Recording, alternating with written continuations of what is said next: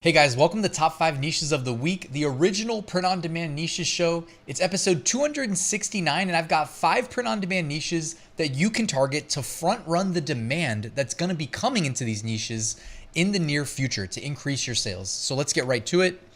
Let's start with the organic top 10 on Amazon merch. Pretty wide range of niches. Upon looking, I try to filter out the protected brands.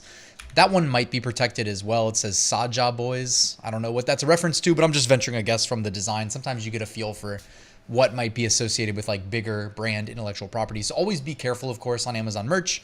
You want to avoid rejections as much as possible. A lot of cat shirts. I think we saw that last week as well. All right, and now for the curated, hand-picked top 5 niches. Now, just so you guys know, I'm going to tell you ahead of time before I get to niche number 1. There's a little bit of a lull in niches right now, and it happens every year, except for last year because it was an election year.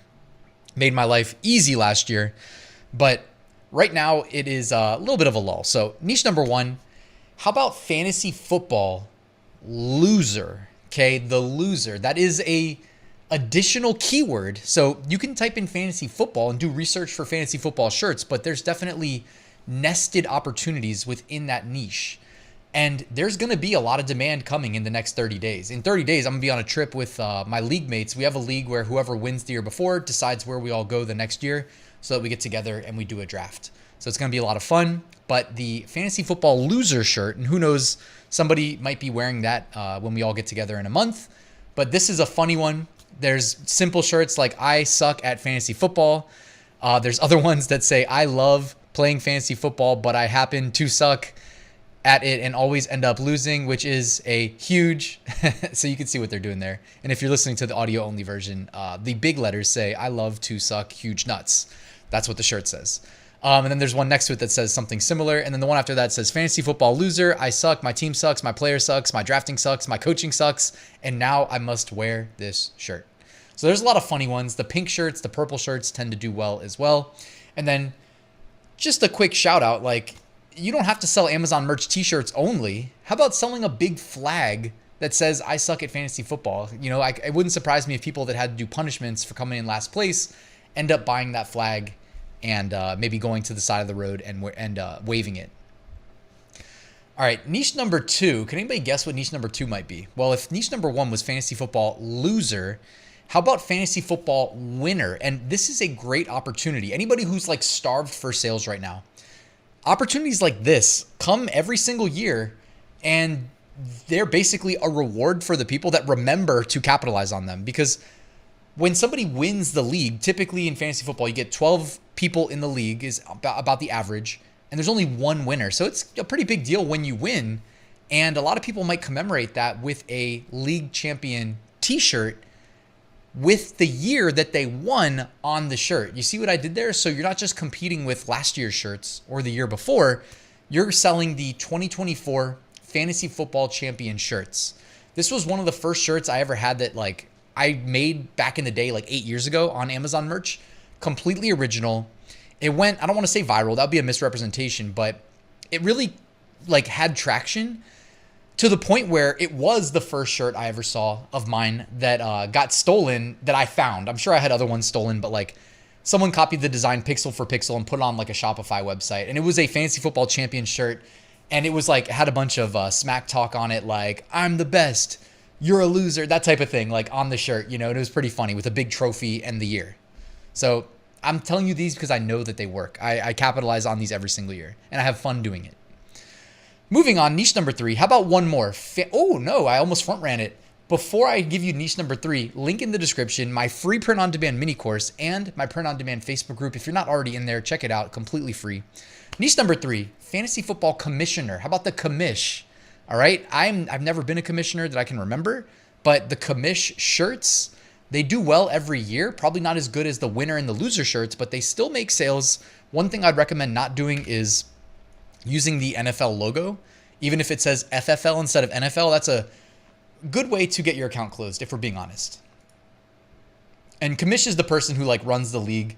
They hound everybody to pay their league dues, etc. All right, moving on. Niche number 4, no more fantasy football. Sorry if you got a little overloaded there, but really there's a lull for niches and there is predictable demand going into that niche as a whole. Niche number 4, dot day. Now we talked about this last week when we were covering the September niches. So we were looking down the line like 2 months out last week.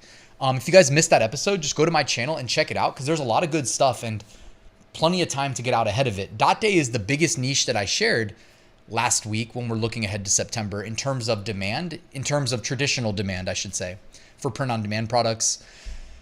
That is one reason why I wanted to remind you of dot day today. Like, hey, actually take this seriously. There's going to be a ton of sales that come through for dot day, especially every year on Amazon and Amazon merch specifically, as indicated by the BSR or bestseller rank that's on every shirt that I can see underneath every listing here screenshotted from Amazon because I use the Merch Dominator Chrome extension. They also have a web app, but the Chrome extension I actually like a little bit more. Well, a lot of bit more, honestly. It does a lot of things. I'm not even really doing I'm not doing it justice with these screenshots right here, but at a minimum, it shows you the BSR right underneath each product so you get an idea of how well it's selling. But I also wanted to talk about dot day because I did a design tutorial last week on Monday, I believe, right after I told you, hey, dot day is going to be hot. It's going to be trendy. Take advantage of dot day. And here is a design tutorial of how to make a few of the different dot day themed designs. So I'll link to that in the YouTube cards right here, and I'll put it in the description, but check that out. Got some good feedback there. Even though like it wasn't an exact 1-for-1 on how to do exactly like what you see in the back there and what you see here, but I think I did a pretty good job based on the feedback.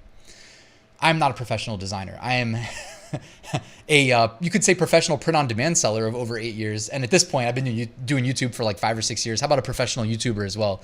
Design, I don't know. You be the judge. All right, niche number 5. How about back to school? All right, I looked it up. Locally where I live in Northern Virginia, they're going back to school on August 18th. Okay, so back to school. I even did a video a few weeks back talking about back to school for college kids as well, which I believe college is usually a little bit earlier than middle school, high school, etc. But these back to school shirts, one thing to note, and it all depends on the specific keywords you type in. Like you could type in back to school, but you could type in, I don't know, first day of school. You could type in kindergarten, first grade, second grade. Like there's lots of different ways to approach selling in the back to school niche. But when you type in back to school, it's probably the broadest set of keywords. And the average shirt you get, I feel like, is catering towards, I mean, you be the judge, but I think it's catering towards like elementary school kids and even kindergarten, if that counts as elementary school. I don't know. So just keep that in mind. You definitely want to make the youth size shirts available. I know that should be obvious, but also like if you're selling off of Amazon merch on Amazon Seller Central or Etsy or eBay or Walmart, you probably want to also make those designs like specifically on youth size, you know what I mean? Not just traditional adult size shirts. So just be mindful of that. And if you're not already using Creative Fabrica, if you didn't know, like they have so many graphic resources, like I could never even guess, honestly, but I typed in back to school in the search bar. You can see some of the results behind me. Came up with over 50,000 results for helping you create back to school winning designs. So Creative Fabrica, you can join for as low as $3.99 a month using the link in the description. Just wanted to give them a shout out. All right, emerging trends. These are shirts that are outperforming their 90-day average BSR. So check that out. Could be indicative of a coming trend. I don't know about you guys, but I certainly see a trend across a lot of these designs. And that trend would be, well, what we just talked about, back to school. Also, be careful with back to school. Don't do things like the Minecraft designs because that'll get you banned. Looking ahead, let's look at some smaller niches at least a month out. So August 20th, 1 month from today, National Bacon Lovers Day. Shout out bacon. Who doesn't love bacon? August 21st, National Poets Day. August 22nd, National Tooth Fairy Day. August 23rd, World Daffodil Day. And August 24th, Vesuvius Day. Mount Vesuvius, right? All right, let's look at the archive. These were all selling well 23 months ago. We couldn't do last year because of all the political designs that would not be relevant today. So how about 23 months ago?